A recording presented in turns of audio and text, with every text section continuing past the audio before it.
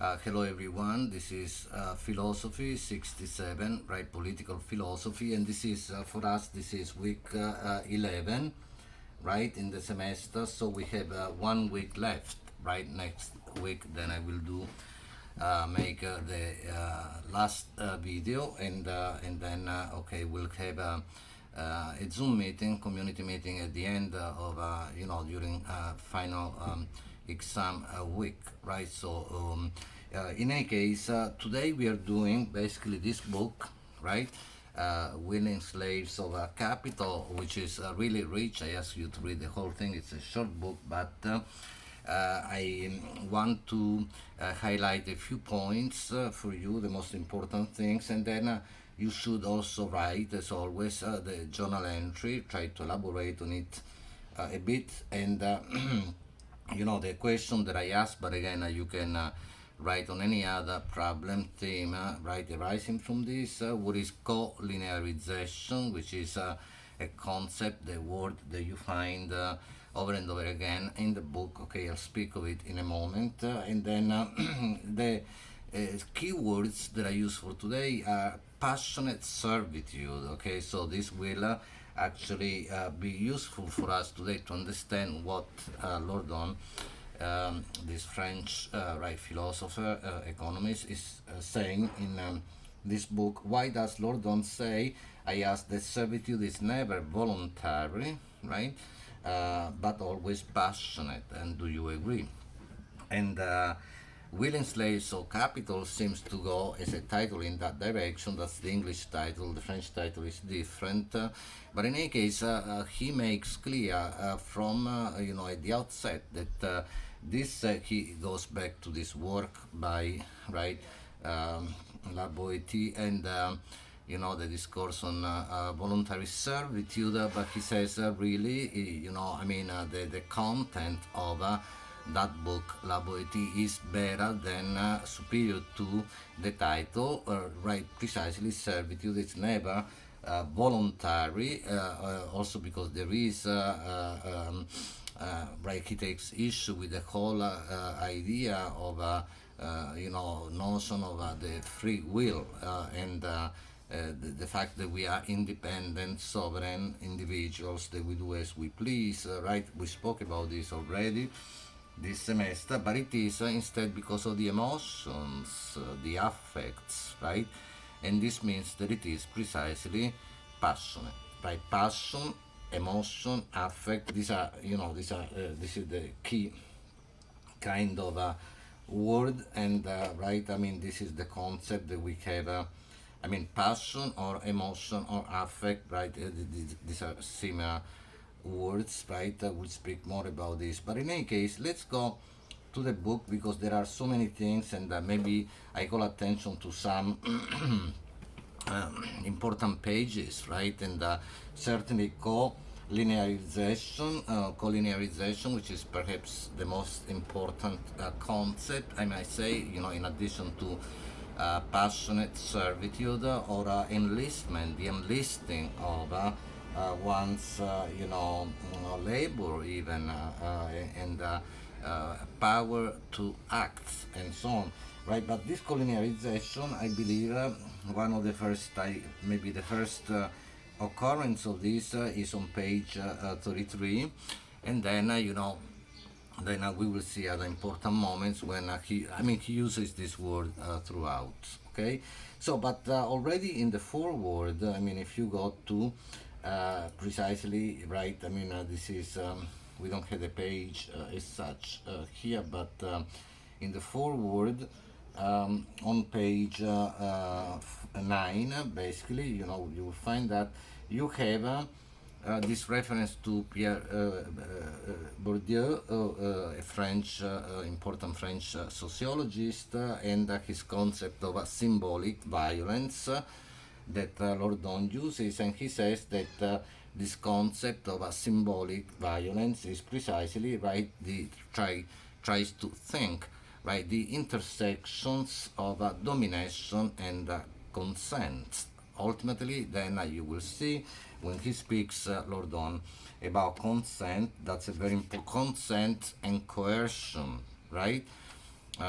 He will speak about that as well on page 50, for example, and then 66 in important ways. And he says that there is really no consent, right? I mean, what seems to be that we consent to perhaps even our own domination, and therefore that would be the same as speaking about a kind of a voluntary, no, servitude, but it is never so. It is always a function of coercion, a function of this symbolic violence, which is the intersection of domination and consent.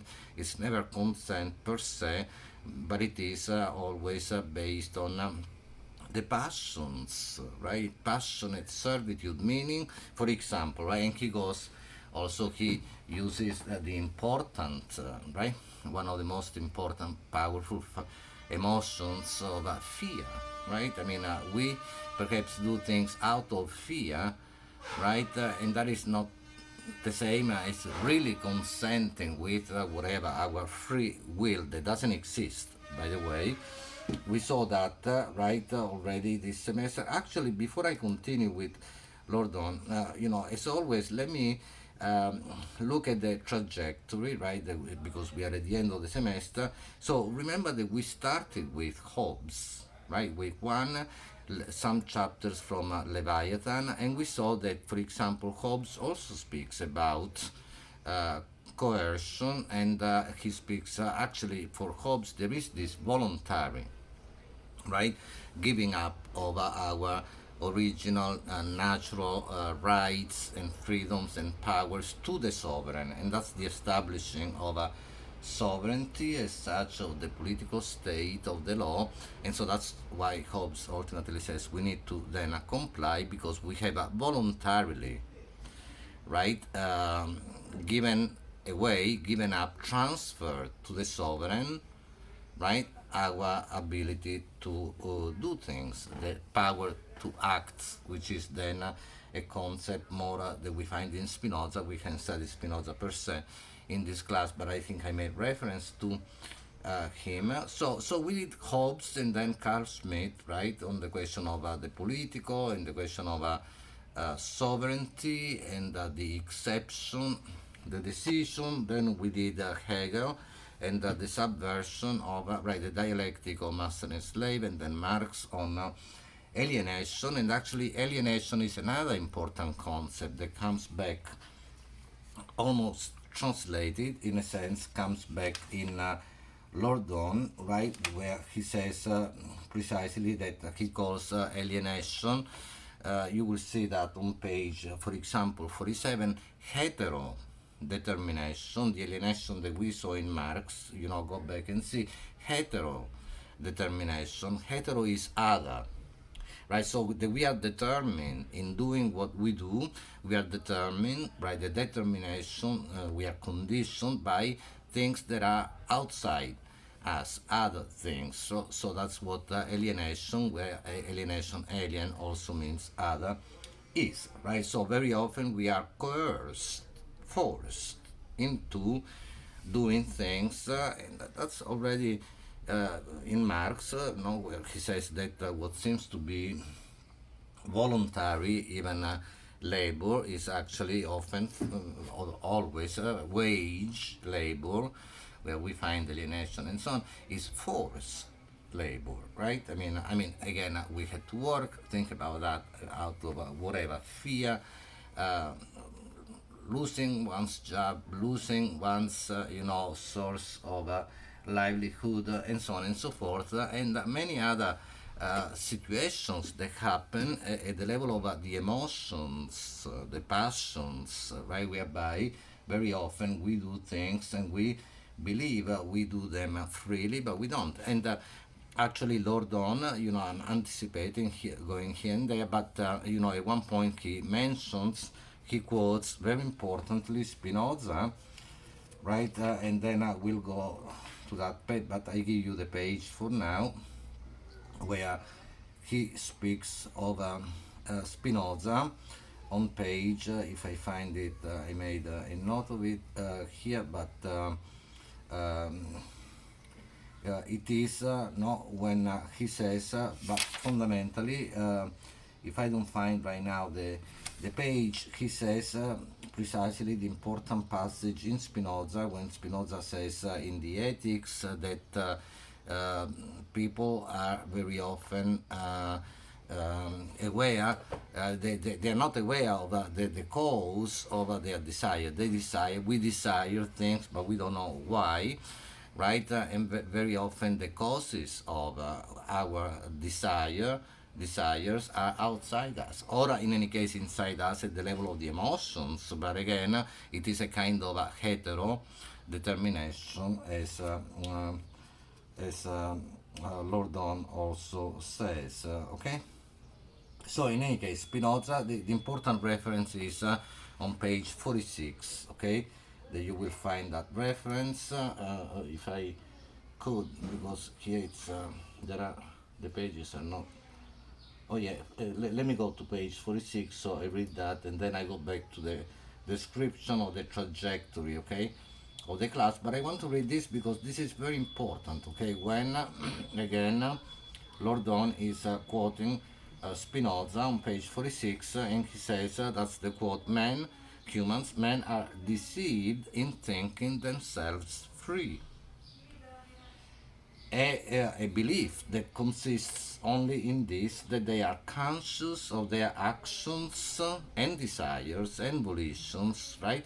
And they are ignorant of the causes by which they are determined. Okay, again, like what I was saying, I desire X, but I don't know why I desire X, and so on and so forth.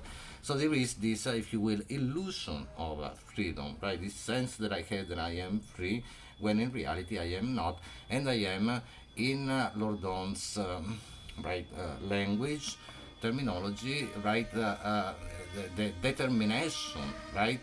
That acts on me is this hetero determination. It is other. But in any case, let me go back to the trajectory. I was saying we saw all these things in part one of the class. That was called, the semester was called, right, sovereign power and dialectical subversions. Again, Hobbes, Schmitt, Hegel, and Marx. Then we moved into part two, and we saw that was called capture and lines of flight, right? The prison and the camp. We saw the question of feminism. We read from Dallacos and James, as well as Federici, right? And so the question of class and gender, and the so-called, right, in quote, women's work. We spoke about that. Then the next week we saw Fanon, colonialism, decolonization. I also asked you to read sections from Rodney's right, how Europe underdeveloped Africa, as well as the speech given by Thomas Sankara about that, on that, right? And we'll go back to that next time. And then we saw the question of the prison, and the prison as an extension of slavery. On the one hand, we saw Angela Davis, are prisons obsolete, and also the prison as extended to society as a whole, with Foucault, right, discipline and punish, precisely the birth of the prison. We saw the question of the camp, the prison and then the camp, with Agamben's book, right, Homo Sacer, Sovereign Power and Bare Life. And then we move to part three, which is what we are doing now.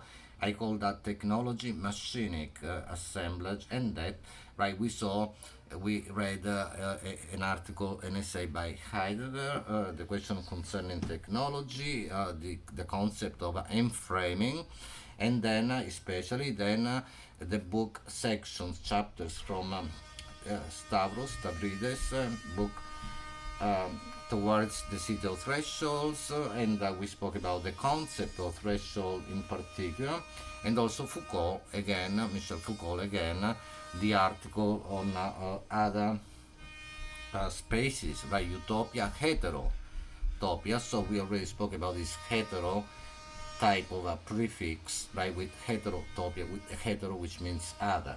right? So now passionate servitude, okay, and then next time we do the question of that DBT, but in the machine, the importance of the machinic assemblage. We will see this next time.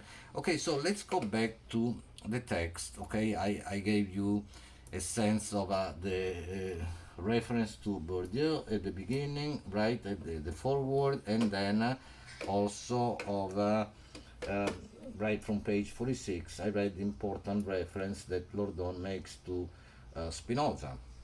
Okay, so but let's see what he says, for example, on page 18. I mean, first of all, chapter 1 that begins, right? Chapter 1 is called Making Others Do Something, which is the same as enlisting people and people's power to act, right? And there are many references here that you can make, and I noted that in the right your material here and there to Hegel, for example, right? The question of the master and the slave, how the master, right, then originally gets right to the satisfaction of his desire through the work of the slave, right, the bondsman, and so on. Same idea, right? The ability to make others do something. And but let me go to page 18, where we have a section called precisely "There is no such thing as voluntary servitude." That's the title of a heading of a section. So it's very clear, right? I mean, it's very explicit, right? So it is, and then he will say it is only passionate. Okay. So he and I already mentioned this.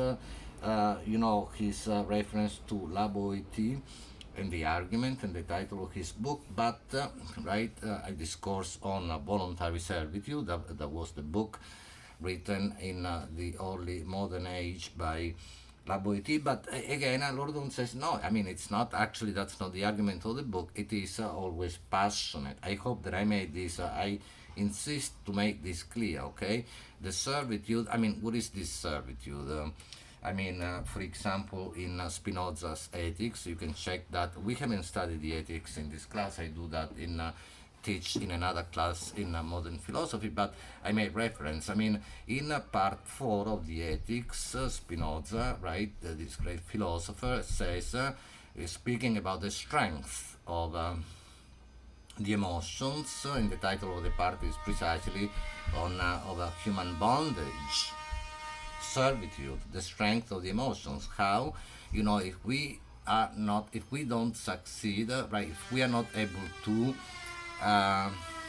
master, control, right, manage, govern our emotions, then we are actually we become prey of the emotions, right? We find ourselves in a conditioned position of servitude, bondage vis-a-vis the emotions, okay, with all the consequences that this has at the level of the passions. Think about how strong the emotions, the affects, the passions are in our life. I spoke about fear, but think about the other emotions, love, and so on and so forth, okay?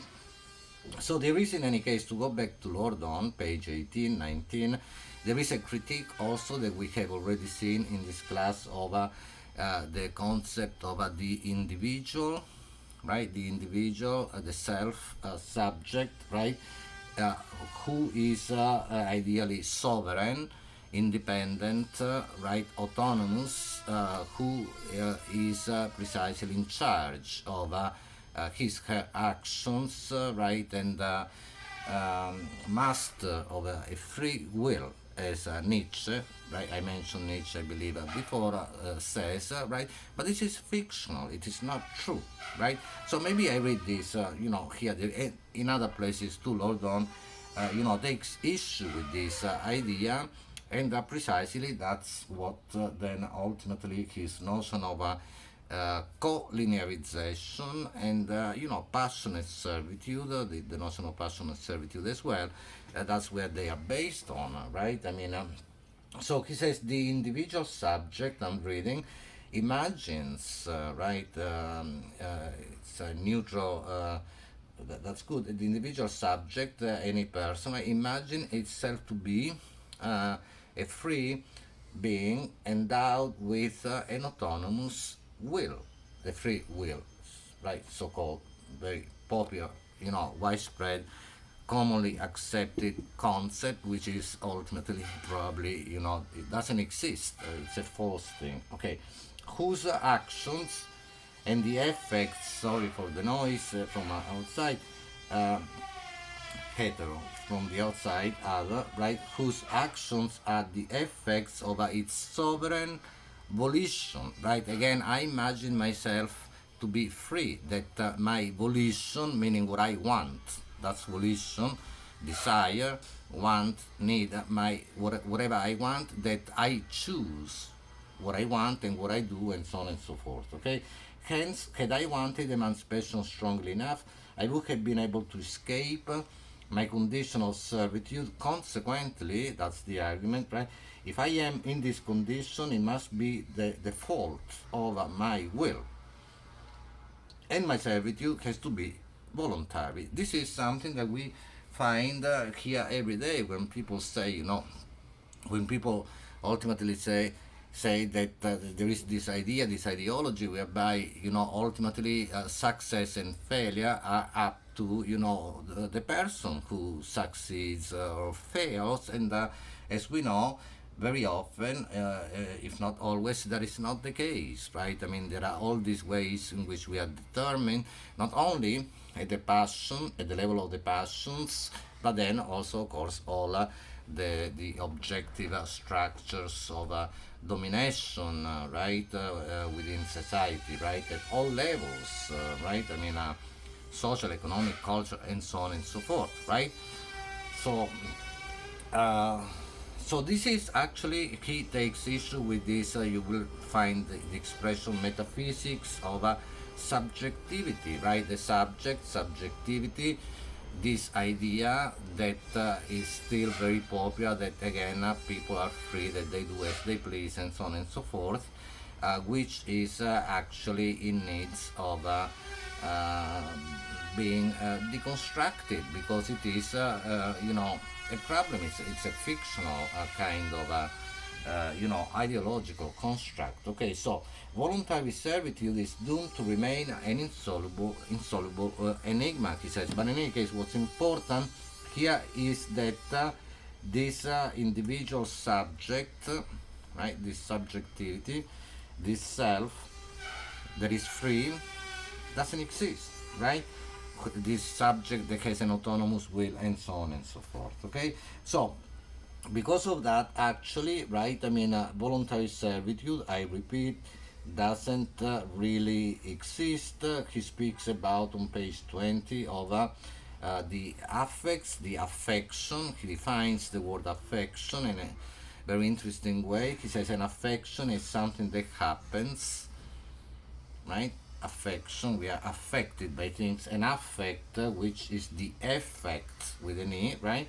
Sad or joyful of that affection, and so on and so forth. Okay, so but because we don't have much time, I hope that I made this clear. But he ends, this page 20 with the words: human beings are passionate automata, okay, machines. Also, we are in the region that we are speaking about. That's one of the key words in for this part of the class: machinic assemblage, the machine, automata. And so in any case, he ends on page 21 this section, right? Remember, the section was called "There is no voluntary servitude." He says precisely again, there is no such thing as voluntary servitude. There is only passionate servitude, that, however, is universal. It's a universal condition. We find ourselves in this condition, this situation of passionate servitude. Okay, so this critical individual is very important. Okay, then again, because we don't have much time, he goes into the question of domination. For example, on page 23, you will find this section called domination.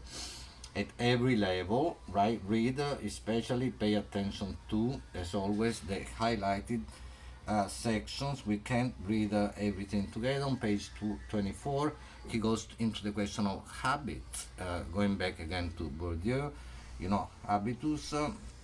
And so, see, submission, right, to be in a position of inferiority, in a position of capture. We spoke about capture before. Submission is becomes then a habit, right, and because of structures of domination that are objective, and then they are also internalized, right? They become, you know again, parts of maybe our emotional affective right construct, and so on.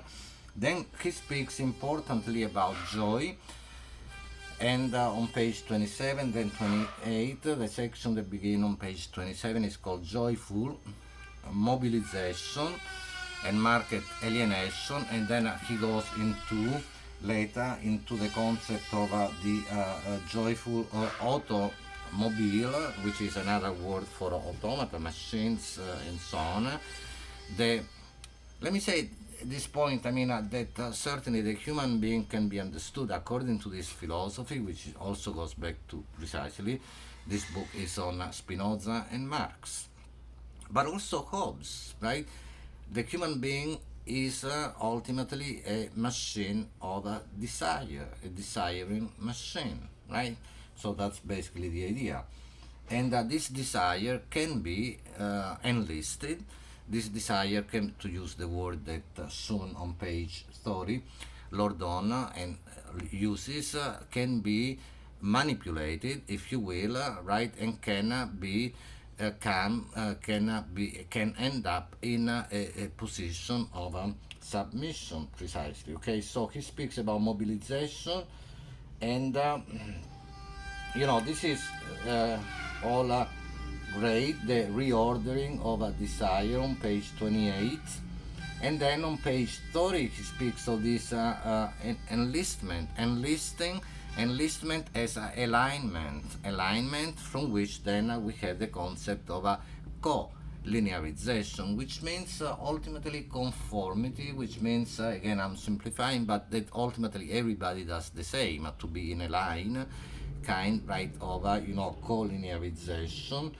And he speaks about the boss, the relation between the boss and the employee, in ways that might recall what we saw in Hegel with not the dialectics of master and slave. But the concept of enlisting is very important, and the obsession that the boss has with this enlisting. Maybe I read just from page the bottom of page 33. He speaks about the boss, any company, right, and so on, workplace, right, and the master desire. I mean, a word that certainly reminds us of Hegel, and he calls this boss, master desire, right, the enlister, and he speaks about. He says, I'm reading from the bottom line of page 33, the obsession with alignment, order, right? Alignment is simply the desire to turn the enlisted powers into a faithful extension of one's own power.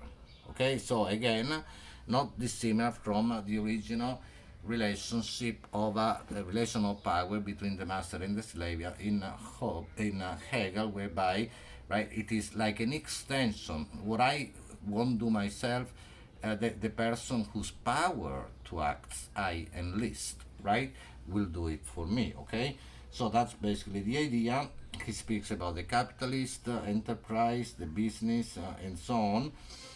And so this is an important page. I mean, at one point you find these words, the fantasy. He really refers to this obsession that typical of the enlister, the boss, the fantasy of making others identical to oneself. And it is here that then we find perhaps the first occurrence of the word co-linearization, okay?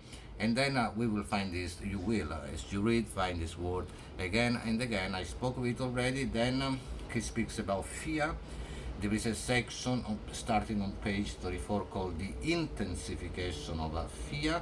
Precisely, we can't go into all that, but this section ends with a quote, but the words are forced cooperation, right? Very often, again, the idea is not that people do very often what they do, you know, the workplace and freely, right? But it is ultimately a forced situation, condition.